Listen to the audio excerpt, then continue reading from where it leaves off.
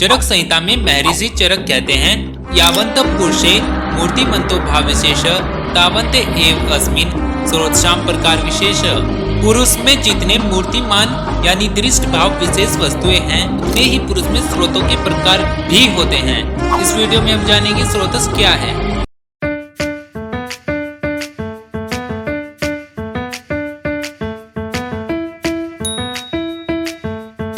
श्रु गतो धातु में असुन प्रत्यय करने से स्रोतस शब्द बना है, जिसका अर्थ होता है चलना या बहना। श्रवणात् श्रोतांसी, जिन संरचनाओं में श्रवण क्रिया होती है उन्हें स्रोतस कहते हैं। यह मूल से शुरू होकर पूरे शरीर में फैलते हैं और रस आदि धातुओं का वहन करती है। आचार्य सुश्रुत ने कहा है, सिरा और धमनी को छोड़कर शरीर स्थित जितनी भी छिद्र युक्त मूलभूत संरचनाएं हैं जो वहन का कार्य करती हैं, उन्हें स्रोतस कहते हैं। मतलब जो रिक्त रचनाएं शरीर में किसी वस्तु को देशांतर में पहुंचाने के लिए वहन करती हैं। यहाँ वस्तु का अर्थ है परिणाम प्राप्त धातुएं। आकाश महाभूत की प्रधानता से इनकी उत्पत्ति होती है और इनको सिरा, धमनी, रसायनी, नाड़ी, आशय आदि कहा जा सकता है। फिर आता है स्रोतस का स्वरूप। ये दिखने में कैसे होते हैं। जिन धातुओं का यह वहन करते हैं उन धातुओं के समान इनका वर्ण होता है।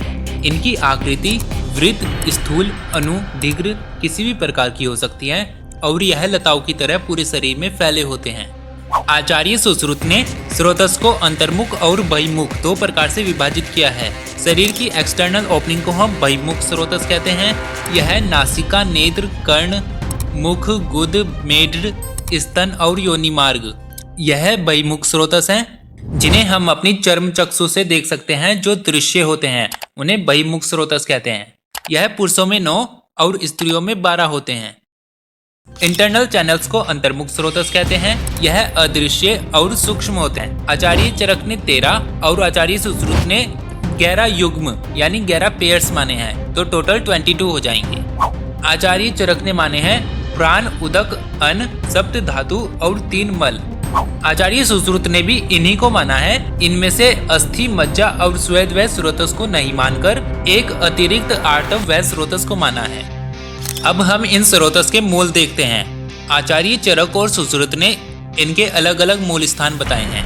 प्राण व स्रोतस का मूल स्थान चरक ने हृदय और महास्रोतस को माना है। सुश्रुत ने हृदय और रसवानी धमनियों को प्राण व स्रोतस का स्थान माना है। उदक वह का चरक ने तालु और कलोम को माना है। सुश्रुत ने भी तालु और कलोम को माना है।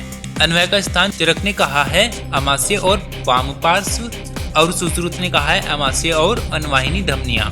रस व स्रोतस का मूल स्थान चरक ने हृदय और 10 धमनियां बताया है। सुश्रुत ने हृदय और रसवानी धमनियां बताया है। जितनी भी धमनियां हैं वह सभी सुश्रुत ने बताई हैं। चरक ने सिर्फ एक स्थान पर धमनियों का जिक्र किया है, लेकिन वह सिर्फ संख्या बताई है। रक्त व स्रोतस का स्थान चरक ने यकृत और प्लीहा बताया है। सुश्रुत ने यकृत और प्लीहा के साथ साथ रक्तवाहिनी धमनियों को भी बताया है। मांस व स्रोतस का स्थान स्नायु और त्वचा को बताया है। सुश्रुत ने स्नायु और त्वचा के अतिरिक्त रक्तवाहिनी धमनियों को भी बताया है।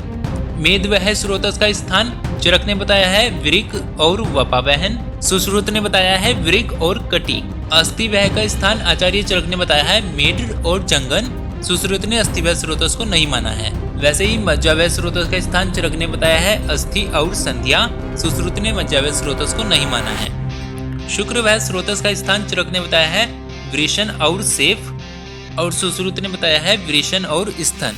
मूत्र वह का स्थान चरक ने बताया है बस्ती और वंक्षण। सुश्रुत ने बताया है वस्ती और मेढ्र। पुरुष वह का स्थान चरक ने बताया है पक्वास्य और स्थूल गुद। सुश्रुत ने बताया है पक्वास्य और गुद। स्वेद वह स्रोतस का स्थान चरक ने बताया है मेद और लोमकूप। आचार्य सुश्रुत ने स्वेद व स्रोतस नहीं माना है। सुश्रुत ने अतिरिक्त आर्तव व स्रोतस को माना है, जिसका स्थान बताया है गर्भाशय और आर्तववाही धमनियां। स्रोतस दुष्टि निदान, दोष प्रकोपित होकर स्रोतस को खराब कर देते हैं। आहार्च विहार्च य स्यात् दोष गुणे क्षमा, दोषों के समान अहितकर आहार विहार के सेवन से दोषों की वृद्धि होती है और धातुओं के विपरीत आहार विहार सेवन से धातुएं नष्ट होती हैं। इन दोनों ही कारण से स्रोतस की दुष्टि होती है, मतलब बॉडी के जो चैनल्स हैं वो डैमेज्ड होते हैं। स्रोतस की दुष्टि होने पर कुछ लक्षण दिखाई देते हैं। अति प्रवृत्ति संगो व शिरानाम ग्रंथियों अपि वा, अति प्रवृत्ति मतलब एक्सेसिव फ्लो, जरूरत से ज्यादा बहना, जैसे अतिसार।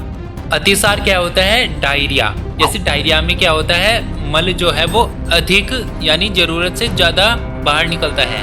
फिर है संग यानी ऑब्स्ट्रक्शन, रुकावट आ जाना, जैसे मलबंधता यानी कॉन्स्टिपेशन। कॉन्स्टिपेशन में क्या होता है? मल रुक जाता है, वह बाहर नहीं निकल पाता। थर्ड है शिरा ग्रंथि मतलब नोडुलेशन, गांठ बनना, जैसे शरीर में कहीं पर भी ट्यूमर का बनना या क्लोट का बनना। फिर है विमार्ग गमन मतलब मिसडायरेक्शन, छर्दी, जैसे वोमिटिंग। वोमिटिंग में क्या होता है? जो मल है वो उधर मार्ग से बाहर निकलता है, जो इसका सही मार्ग नहीं है, इसको हम कहते हैं विमार्ग गमन। स्रोतस का महत्व। शरीर में कोई भी भाव स्रोतस के बिना ना बनता है ना नष्ट होता है, यह जीवन का आधार है। रोग निदान। रोग निदान में स्रोतस के लक्षण को देखकर व्याधि का पता करते हैं, जैसे यदि अतिसार है तो पुरुष स्रोतस की चिकित्सा करनी होगी। औषधियां भी स्रोतस के माध्यम से ही अपने लक्ष्य तक पहुंचती है। आज आप स्रोतस को किताबों में पढ़ रहे हैं, कल आप इन्हें अपने मरीजों में पहचानेंगे। यही ज्ञान एक दिन आपको सच्चा वैद्य बनाएगा। ऐसे ही क्लियर और कॉन्सेप्ट बेस्ड आयुर्वेद सीखने के लिए चैनल को सब्सक्राइब करें और कमेंट करें यह वीडियो आपको कैसी लगी। Thanks for watching.